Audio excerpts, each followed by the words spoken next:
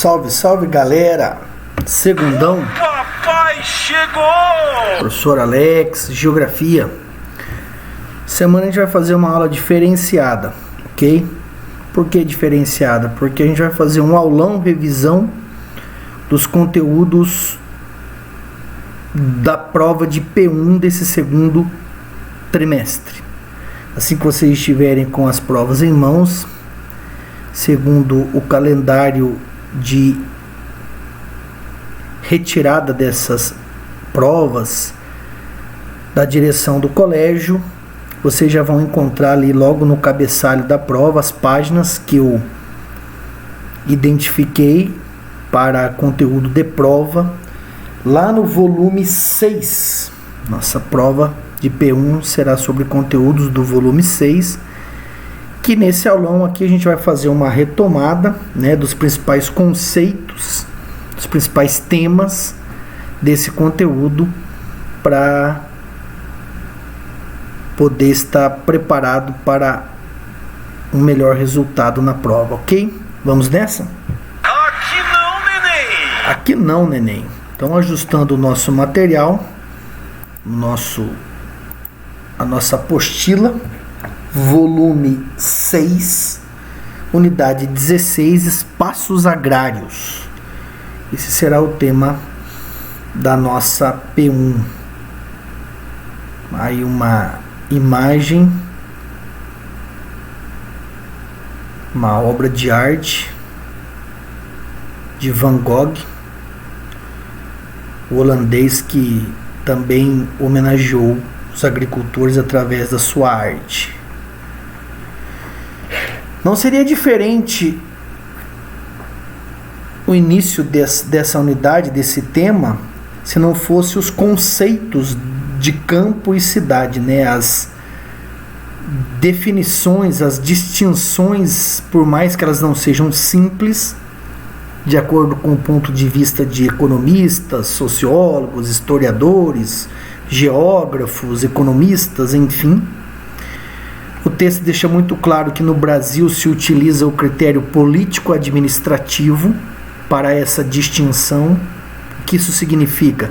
Que são espaços urbanos, os espaços que têm sede de governo, prefeitura, é espaço urbano. Mas nós também, além das edificações, dos arruamentos, construções, das características populacionais, demográficas, nós podemos diferenciar esses espaços pelas suas atividades econômicas. E aí que a apostila nos apresentou, né, uma retomada sobre quais atividades são desenvolvidas nesses setores: setor primário, secundário, terciário, e também existe o setor quaternário. No setor primário, nós vamos incluir agricultura, pecuária, extrativismo, as formas de extrativismo. No setor secundário, principalmente atividade industrial, a indústria, mas também a geração de energia, a construção civil pertencem a esse setor. No setor terciário, principalmente comércio e prestações de serviços, ok? O setor quaternário, esse está ligado às atividades intelectuais, né? A pesquisa científica, as tecnologias de informação. Como nós estamos nessa unidade, nesse volume, trabalhando a agricultura, espaço agrário, agricultura, pecuária e extrativismo são as atividades que pertencem ao setor primário. Por isso também é relativo, porque vamos falar da agricultura moderna, do agronegócio, e o agronegócio é uma cadeia de atividades produtivas que vão muito além das atividades do setor primário, ok? Na sequência, as relações entre espaço rural e urbano são espaços diferentes, porém interdependentes, ok? Ao longo da trajetória humana, a maior parte do tempo humano, as sociedades, as comunidades, os grupos humanos viveram no espaço rural. Porém, a partir da Revolução Industrial no século XVIII, aí vai ter-se um grande impulso a urbanização, que estamos estudando agora na apostila 7, os espaços urbanos. Então, geograficamente falando, entende-se que a urbanização ela é uma consequência da industrialização, ok? Mas esses espaços mantêm-se totalmente integrados e hoje, inclusive, o espaço rural ele atende aos interesses do espaço urbano. Existe um domínio, uma dominação do espaço urbano em relação ao espaço rural. Entre as atividades primárias, a agricultura com certeza merece grande destaque. A mais importante entre as atividades no espaço rural, a prática da agricultura, que já teve como propósito a subsistência humana, mas que hoje, além de produção de alimentos, também se ocupa com a produção de matérias-primas, né? Principalmente a agricultura comercial, a agricultura moderna, vinculada à indústria, a um tipo específico de indústria denominado de agroindústria. Desenvolvida há mais de 10 mil anos, né, por grupos humanos, passou por um intenso processo de evolução, obviamente, de experiência e conhecimento acumulado por milênios, mas podemos dividir a agricultura em duas modalidades bem distintas: a modalidade de agricultura intensiva e a outra modalidade de agricultura extensiva. A agricultura intensiva, quais são as suas características? Utiliza pouca mão de obra, fortes investimentos em mecanização e tecnologias, está vinculada, como eu disse, à agroindústria e, portanto, ao conceito de agronegócio. É normalmente desenvolvida, né, vinculada ao comércio, à venda, à exportação de produtos, né? Então, a agricultura intensiva, ela visa alta produtividade. A agricultura extensiva, existe um menor uso do solo, as técnicas são mais simples, tradicionais, muitas vezes com baixa mecanização, com objetivo de subsistência. Existe comercialização mais esporádica quando ocorre excedente, sobra, mas essa comercialização se dá muitas vezes em nível local, por vezes regional. E o tipo de mão de obra aplicada é uma mão de obra mais simples, menos especializada, praticada muitas vezes na pequena propriedade, no minifúndio, e tem fortes vínculos com a chamada agricultura camponesa ou familiar, né? Então são essas duas modalidades aí que apresentam características bem opostas, bem distintas. Modalidade intensiva da agricultura intensiva e modalidade da agricultura extensiva.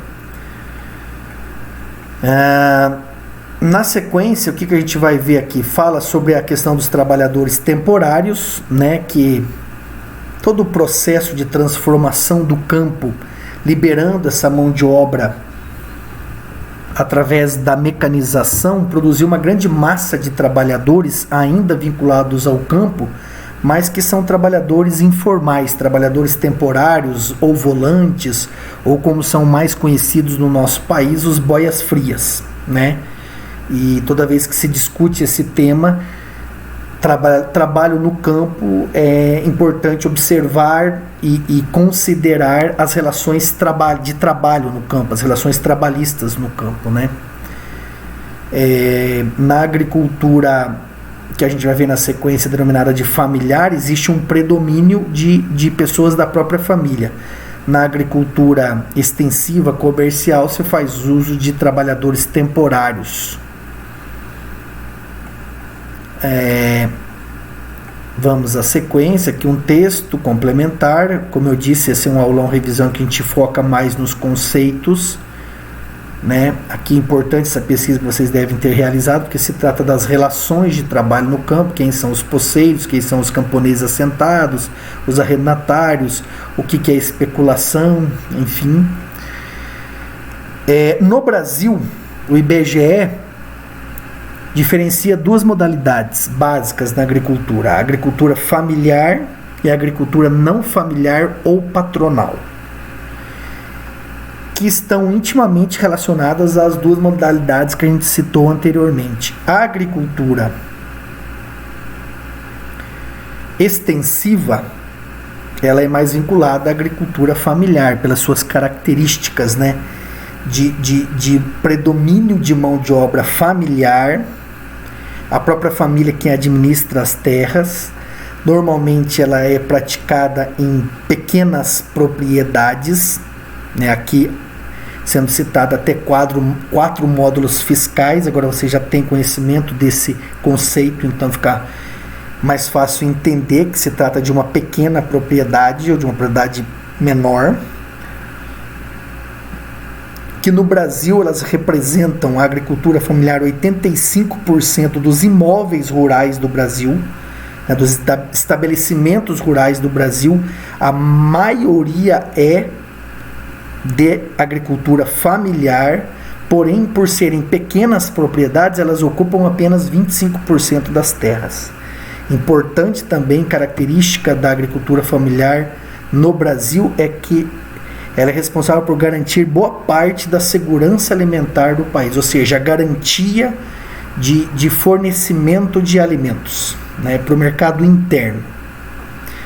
Uma outra característica da agricultura familiar: o uso das sementes crioulas, das sementes naturais, não das sementes transgênicas, das sementes produzidas em laboratórios. Essas são sementes produzidas naturalmente, cultivadas pelos próprios agricultores, né? Estão praticamente extintas, na verdade, o seu uso. Essa agricultura familiar também enfrenta obstáculos como menor apoio, na verdade, governamental, grandes restrições a acesso às linhas de crédito rural, né? E também, consequentemente, as tecnologias do campo. O módulo fiscal eu falarei na sequência quando a gente chegar lá nesse tema. Agricultura não familiar ou patronal, então apresenta características opostas à da agricultura familiar. Essa é a agricultura não familiar ou patronal. Começamos pela dimensão da propriedade. Se trata de uma agricultura praticada em latifúndios, em grandes propriedades, na sua maioria, ou em médio, né, propriedades de médio porte, mas a maioria é em grandes propriedades, acima dos 4 módulos fiscais. A mão de obra é a mão de obra assalariada ou a volante, a temporária, aquela que é contratada por um período específico, né, sazonal, de colheita, de plantio, e conta também com a prestação de serviços profissionais, né, de engenheiros agrônomos, de médicos veterinários, no caso da pecuária, até profissionais de administração, porque o imóvel rural é administrado como uma empresa rural, né? Está vinculada ao agronegócio, né? Então há uma cadeia de produção e de créditos, de banco, de laboratórios, de transporte, de venda, inclusive no mercado internacional, no mercado global. Quando esses produtos são assim intitulados de commodities, né?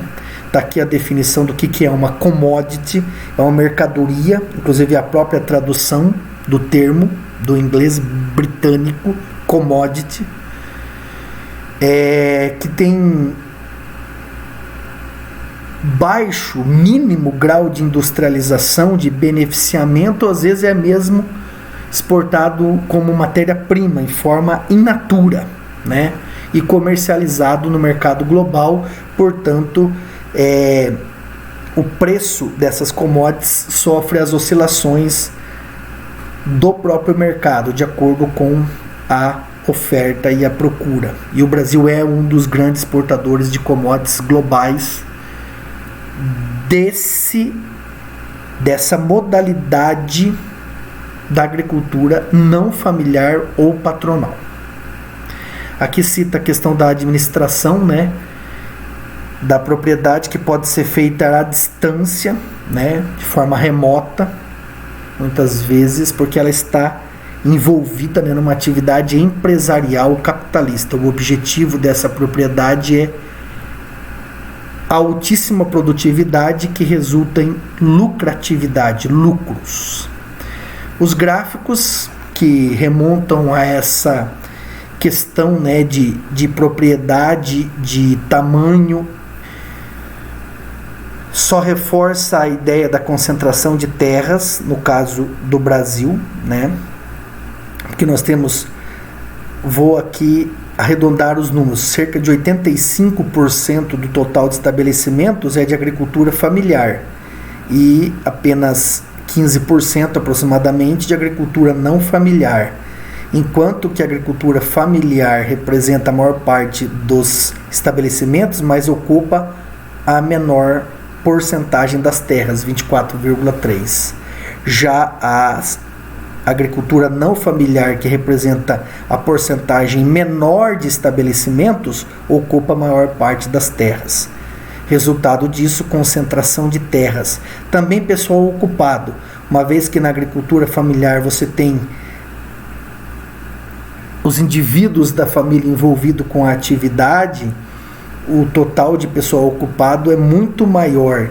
E também se trata de uma agricultura menos mecanizada, em comparação à agricultura não familiar ou patronal, que faz uso de alta mecanização, dispensando o maior número de mão de obra. Conta muitas vezes com a mão de obra temporária e também a mão de obra altamente especializada. Falaremos aqui na sequência dos agrossistemas, né? Diferentes modalidades aí agrícolas. A nossa apostila nos apresentou 3. A convencional se trata, né, da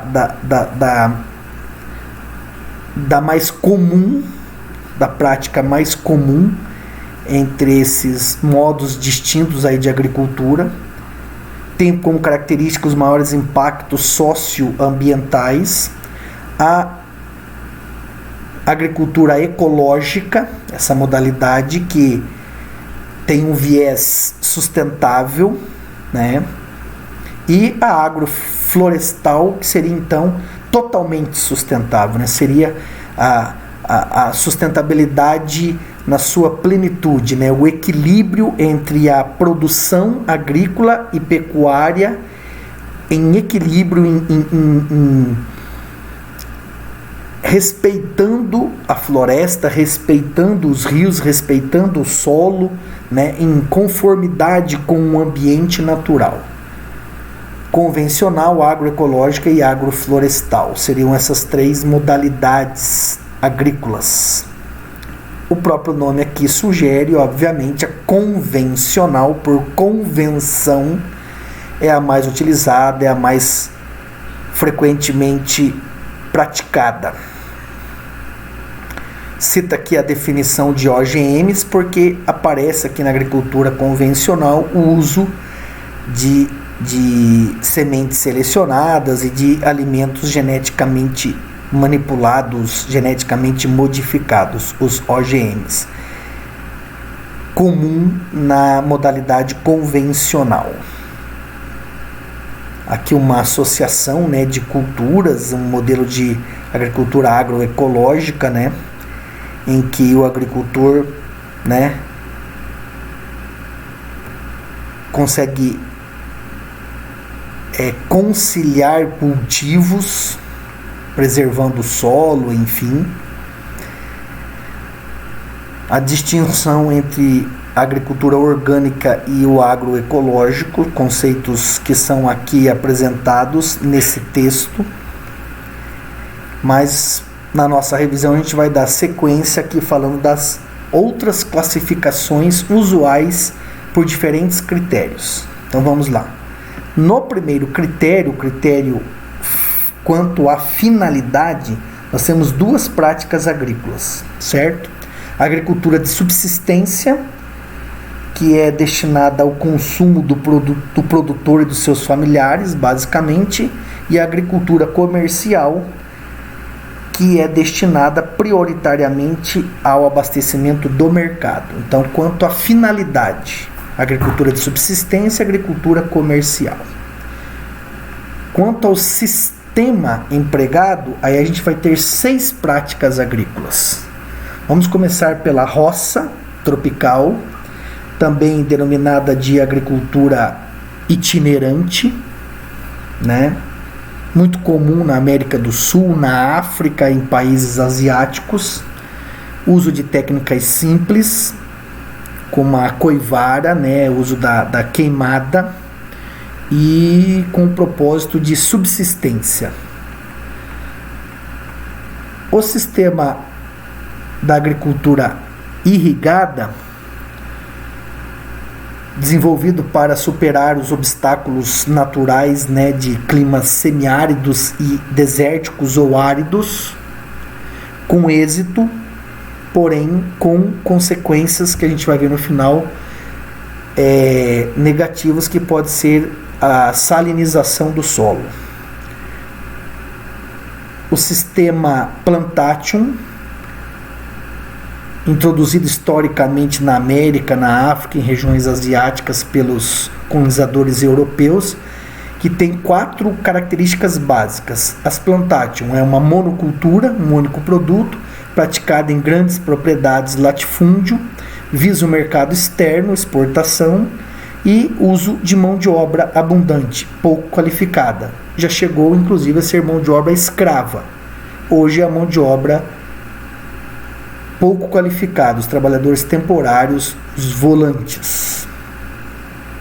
Quanto ao sistema de agricultura moderna, essa que está vinculada inclusive à Revolução Verde, né, entre as décadas de 40, 60, principalmente nos Estados Unidos, depois nos outros países desenvolvidos, desenvolvimento de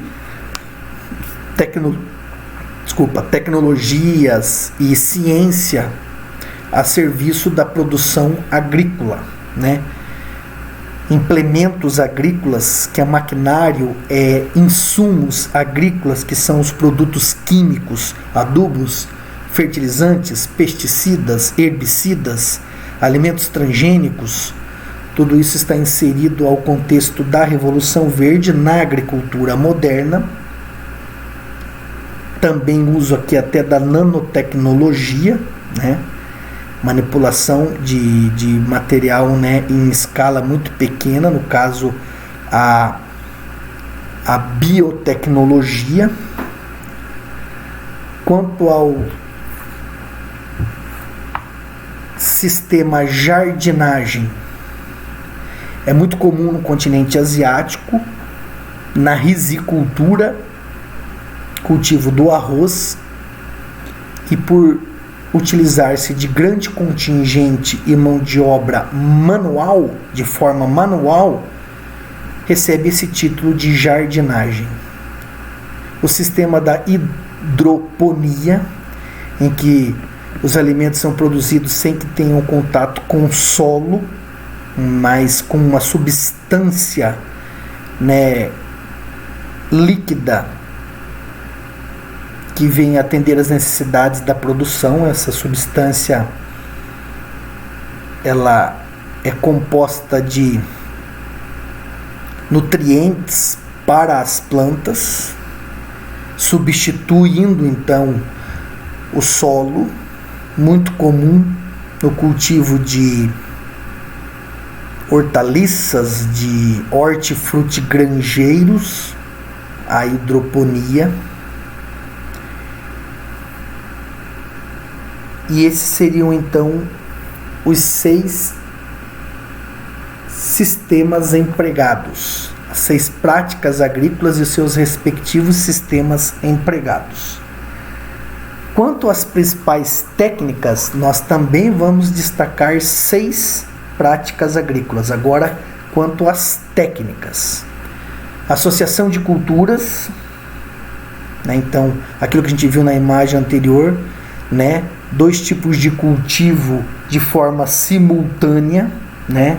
normalmente uma cultura temporária como o milho, intercalada com uma agricultura permanente como o café, ou uma sucessiva como a rotação de culturas, né, deixa uma parte da propriedade em descanso, ou pousio, como é chamado. Então são associação de culturas. Aqui as técnicas relacionadas à Revolução Verde, com a utilização de adubos, fertilizantes, defensivos agrícolas. Então essa técnica está relacionada à agricultura moderna, né, quanto ao sistema empregado, visando sempre a alta produtividade, mas com inúmeros efeitos danosos, prejudiciais às águas, ao solo, à própria biodiversidade e aos agricultores e consumidores desses produtos. Uma outra técnica é a curva de nível, utilizada para o combate à erosão, principalmente em áreas de terrenos íngremes. O plantio direto, que dispensa o uso de maquinários, né, para remover a terra. Uma técnica simples, mas que tem grande contribuição na preservação ambiental, na conservação do solo. Uma outra técnica, a utilização de máquinas e equipamentos, como a gente pode ver aqui na imagem, no estado do Mato Grosso. Esta técnica também vinculada à Revolução Verde, e se trata de implementos agrícolas, máquinas e equipamentos, né, visando a alta produtividade, mas com os efeitos danosos, como já comentado. E o sistema de irrigação, que eu já disse, também relacionado às tecnologias na agricultura. E aqui são citados os três tipos mais comuns: o gotejamento, a aspersão, essa que recebe a crítica, né, do grande volume de água utilizado, e a microaspersão, que foi uma forma utilizada para reduzir, né, o volume de água. Então essas seriam as práticas, as 6 práticas agrícolas segundo as suas técnicas. Só mencionando agora como uma revisão, quanto à finalidade, são 2 práticas: agricultura de subsistência e agricultura comercial. Quanto ao sistema empregado, são 6 práticas: roça tradicional, agricultura irrigada, plantation, agricultura moderna, jardinagem e hidroponia. E quanto às principais técnicas, também são 6 práticas agrícolas: associação de culturas, utilização de adubos, fertilizantes e defensivos agrícolas, curvas de nível, plantio direto, utilização de máquinas e equipamentos, e finalizando com o sistema de irrigação. A agricultura trabalhada, né, de forma, claro, compacta, mas a gente descreveu os principais pontos sobre a agricultura. Aqui não, neném! Aqui não, neném. Além da agricultura, também se pratica a pecuária. Definição: consiste na criação e na reprodução de animais para obtenção de produtos de subsistência ou comerciáveis no mercado, atendendo a objetivos econômicos. Criação e reprodução de animais com objetivos econômicos. Vários são os tipos de pecuária: pecuária suína, bovina, equina, ovina, caprina, bobalina, avicultura, apicultura. É que no Brasil a pecuária mais difundida e conhecida é a pecuária bovina, gado bovino, mas ela não é a única. Também na pecuária aplicam-se essas 2 modalidades: a pecuária intensiva e a pecuária extensiva. Pecuária intensiva: mais tecnologia, mais cuidados com o rebanho, seleção de raças, cruzamento de raças, o gado é vacinado, ração balanceada, monitoramento, confinamento desses animais. Resultado em alta produtividade e qualidade. Pecuária intensiva. Pecuária extensiva extensiva. O rebanho recebe menos cuidados. Criado solto em pastagens, resultando numa menor produtividade. Eu me lembro quando eu trabalhei isso aqui com vocês, eu fiz questão de destacar que no Brasil existe uma modalidade intermediária, denominada de semi-extensiva. Para muitos estudiosos, especialistas, esse é o diferencial da pecuária brasileira, que está entre as mais importantes do mundo. O Brasil é um dos maiores exportadores de carnes do mundo. Em função dessa modalidade semi-extensiva, modalidade intermediária. Ok? Dito isso sobre a pecuária, Aqui não escolha! extrativismo. Extrativismo se diferencia da agricultura e da pecuária porque os produtos são coletados, extraídos da natureza, eles não são produzidos. Extrativismo, extrair, coletar, retirar. A produção é natural. Existem 3 tipos de extrativismo: vegetal, mineral e animal. O vegetal, óleos, folhas, frutos, látex, madeira. Mineral, minérios. Animal, caça e pesca. A nossa apostila cita aqui a questão da silvicultura. Cuidado com esse termo. Silvicultura, mesmo estando aqui junto do extrativismo, não é uma prática extrativista. Olha lá, diferentemente do extrativismo vegetal, diferentemente, a silvicultura é uma agricultura de árvores. As árvores serão cultivadas. No Brasil, inclusive, de espécies exóticas, né? De espécies que não faziam parte da nossa flora, como eucalipto, pinos, trazidos da Austrália para a produção de papel, celulose e mesmo aproveitamento da madeira. Silvicultura é uma prática de agricultura, não de extrativismo. Ok? Caminhando aqui, a gente vai falar, né, do novo rural, de outras propostas de aproveitamento econômico do espaço rural. A exemplo, a apostila citou o turismo, né? Turismo rural tem crescido, se expandido no Brasil, né? Olha aí, abre negócio para oportunidades de turismólogos, geógrafos, biólogos, profissionais de ciências agrárias. Então, uma outra forma de aproveitamento do espaço rural. Os hotéis fazenda. O setor primário na composição do PIB, Produto Interno Bruto. Estamos estudando o espaço rural. Importante entender qual é a participação desse setor econômico no Produto Interno Bruto dos países. E aí existe uma clara distinção. Em países menos desenvolvidos, e a nossa apostila se utilizou aqui do exemplo de Moçambique, que é um país africano subdesenvolvido, com o predomínio de uma economia primária. Então a maior parte da economia desse país vem do setor primário.